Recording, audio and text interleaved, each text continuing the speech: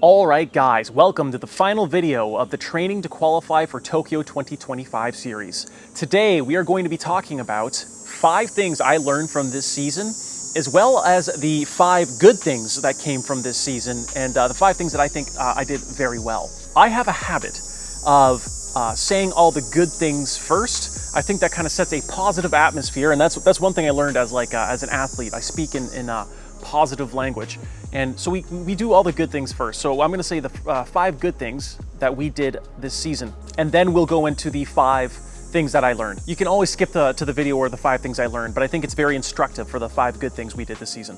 The first good thing we did was we had a great base season at the end of 2024 and the beginning of 2025. From the month September 2024 to February 2025, we hit 1,129 kilometers. And compared to the year before, where we hit 919 kilometers, and the year before that, we hit around, I can't quite remember, I think 960 kilometers in the same time period.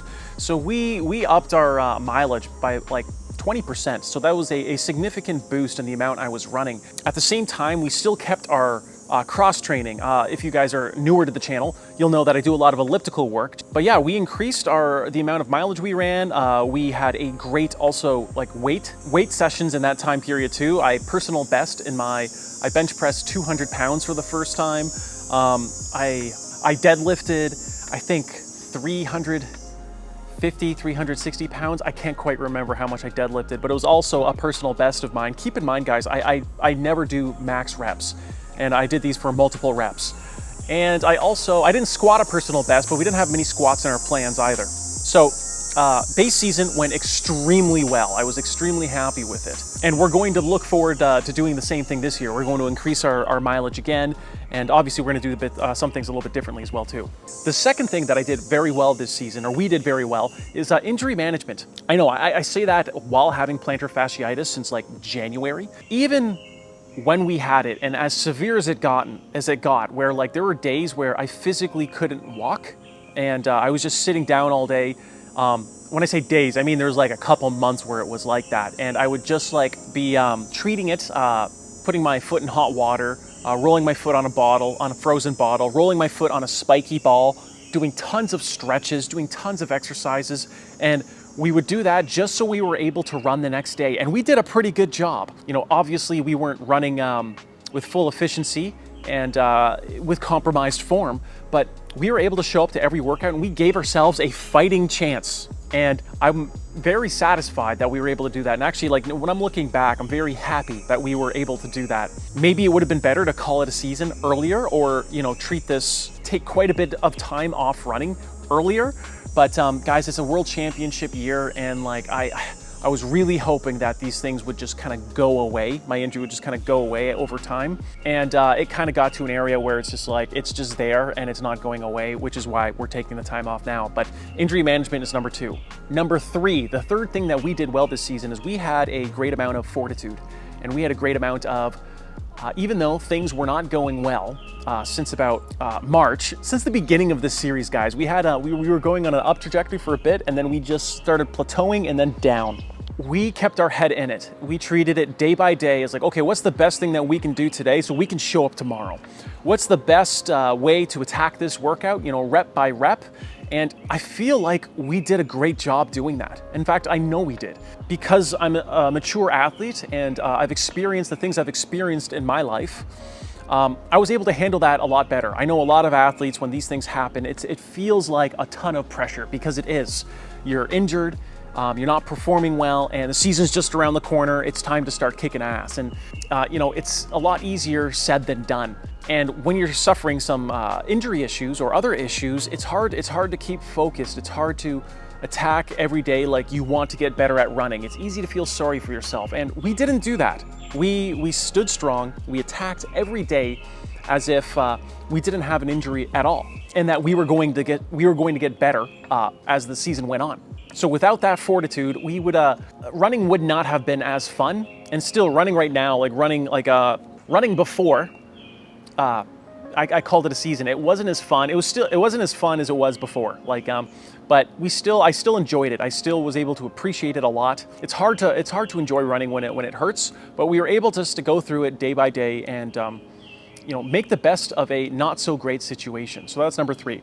Number 4 is our weight cut. I've talked about this quite a few times, and I'm still going to make a video on it later about the final form of my weight cut before I called it a season. I have not been cutting weight these last 2 weeks, guys. In fact, I've probably gained quite a bit of it back. I know I've gained quite a bit of it back. I've been measuring myself, but I got way too heavy this off season. I got around to like 196 pounds in December.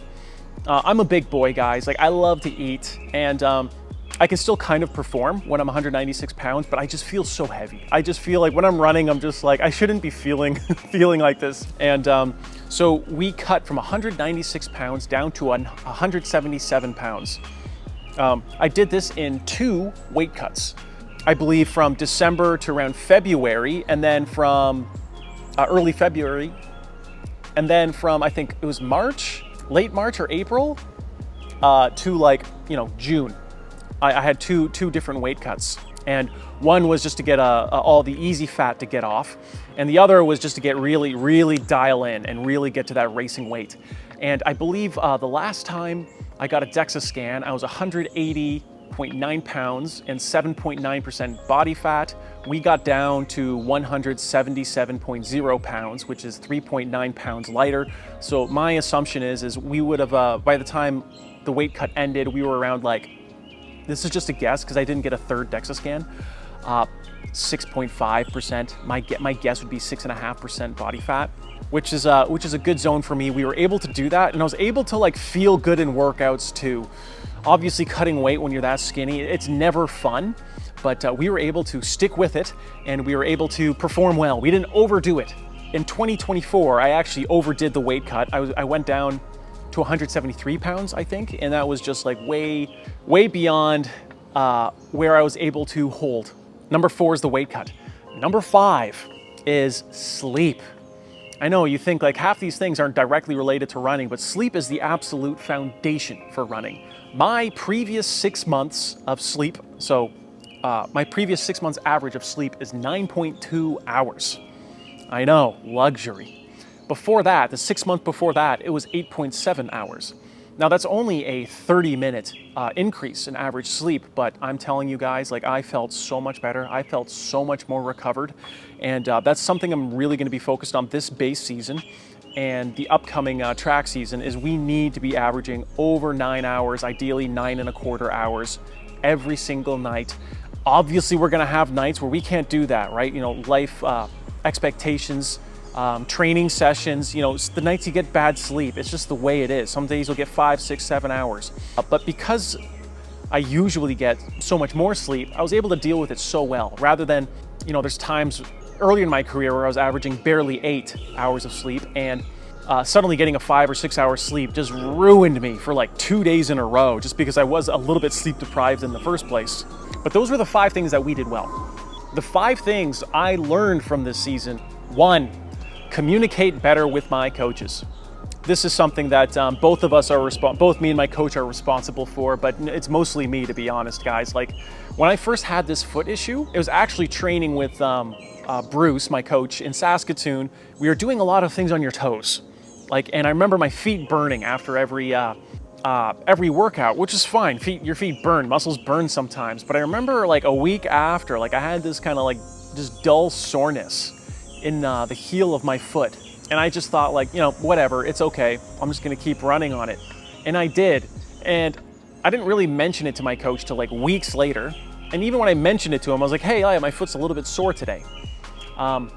He only fully appreciated the injury. And this is, again, on my part, not communicating how serious this is enough, is in April. And that's when we kind of started taking this a little bit more seriously. I went to go visit him in Saskatoon to deal with the issue directly in May, but this would have been way better to deal with in January, February, when I first felt it. So I got to be more in tune with my body in terms of every little bit I feel.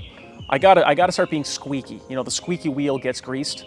I got to start just texting my coach, and even if he's like, if it's like a nothing burger, he can evaluate that himself, and he can tell me like, okay, or have it in the back of his head. So that's my bad.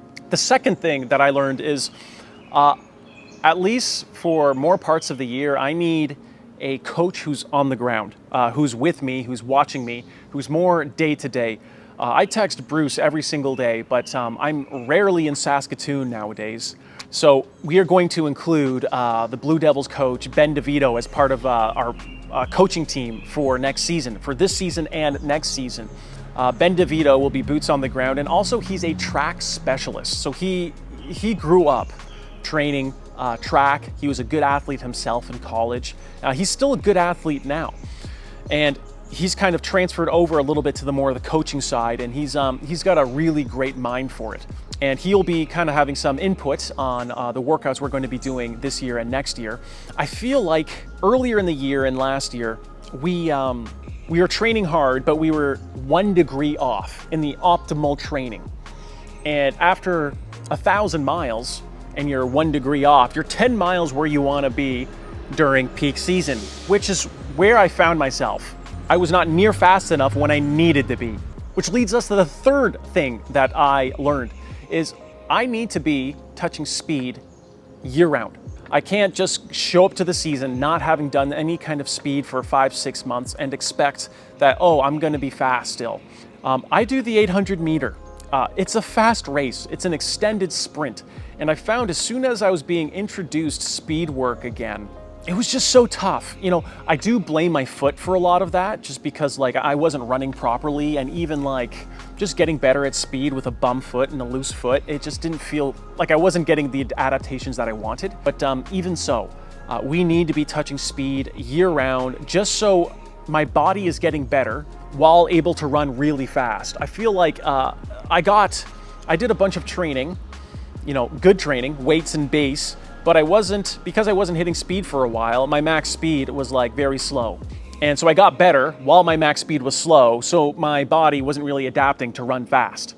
That's the kind of how I felt it all played out. That's very important for someone like me who's not a super fast guy to begin with. I'm not like that slow, but I'm more of an 800 meter specialist. I'm not that fast, and whenever I don't touch speed for a while, you lose it. And this is the same thing if you're running the 1500 meter, or even 5000 meter.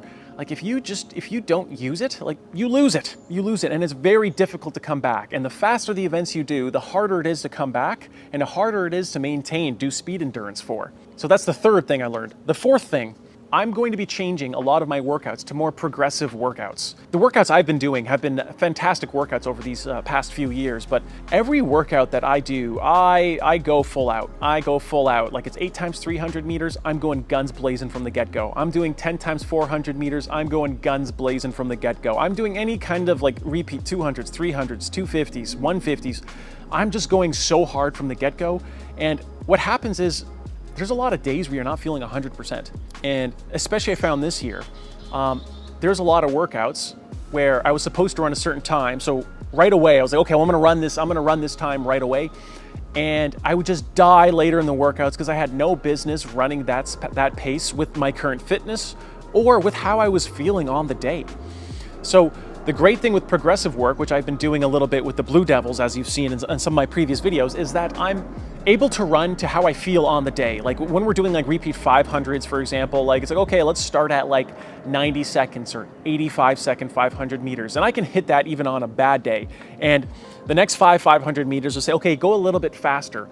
A little bit faster is not a concrete time. So if I'm like feeling like not that good, like maybe I can hit an 83, 82, 84, or keep it at 85.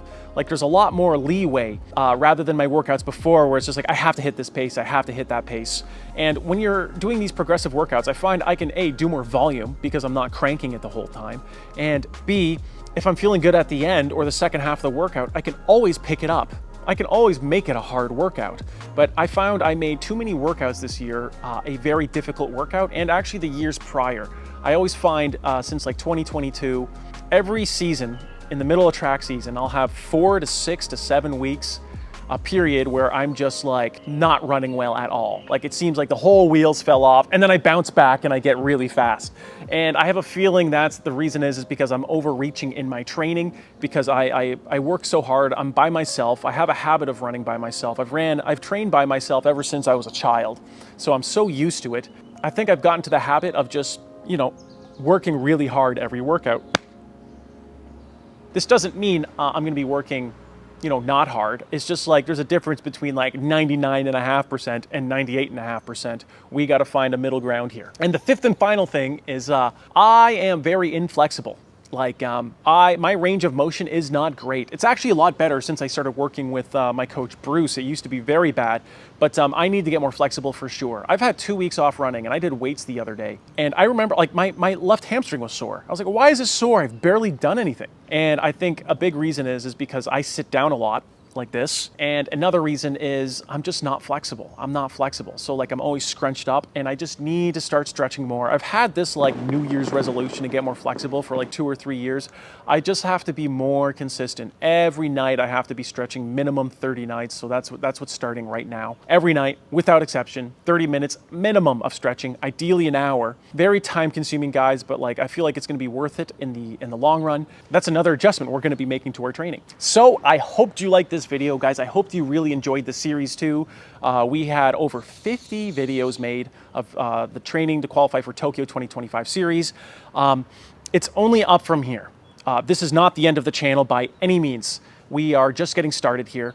I'm going to start filming more training when my foot is completely better. In the meantime, there will still be videos coming out between now and then. And I'm kind of glad in a certain way where you guys saw my worst season in a decade, and I was like, that's how you've been introduced to me. And so I'm really hoping that you guys can see me turn around from this and start running faster times again. Even though I'm an older 800-meter runner, 31 years old, I'll be 32 next year by the next time the season starts, I still feel like I can get a lot faster. I'm still recovering extremely well. I am still like, I know I can get faster. I don't feel like the wheels have come off. I don't wake up in the morning and go, oh, like this sucks. I gotta be, working the corporate 9 to 5, so to speak. Every day I wake up and I'm as ambitious as ever. I'm recovering as fast as my peers, and my peers are all a decade younger than me. So that's always good to see. And it's not lost on me that you all have kept with me during this time, during this very difficult time in my running career. This has been like a super difficult time. I've said before, it's been tough to turn on the camera sometimes, yet we do it, and I film the workout, and I've purposely posted videos when I know I just didn't want to post the workout, and that's like a lot of the workouts I've had this season. And I want to do this, so you've seen me at my rock bottom, and we're going to be going up from here. And if anyone kind of joins us on the journey, they can refer back to previous videos and say like, oh my God, this guy didn't even break 150 when he was 31, and he's running these kick-ass times when he's 32. I've done it before. I didn't document my journey when I had those 7 years off. I didn't document my journey in high school when my sophomore, junior, and senior year I was injured all of high school track seasons, and I was still able to come back and in high school set a national record for 16 and under for the 3,000 meters. This whole running journey has been a series of rock bottoms and the height of Mount Everest. Like when you set a personal best, guys, it's better than sex, in my opinion. It is just such an elating feeling. Hopefully you'll have more of those feelings next year. I hope to share it with you on this channel. I've hoped you guys learned a little bit, and I really appreciate all the comments that you guys leave. I read every single one of them, the recommendations, I read everything, the positive comments. It's just the positivity in general. Thank you very much. This is my first time asking for this, but I'm going to be asking for more. If you can like, comment, but more specifically subscribe to this channel, that would really be very nice of you and ideal for me. And it really shows that you guys care, and I can kind of show you more videos like this one. Maybe actually not like this one. Maybe videos of me actually running and doing well. There's going to be more of those soon too. So on that note, thanks again. I'll see you next time. That's a wrap on the series.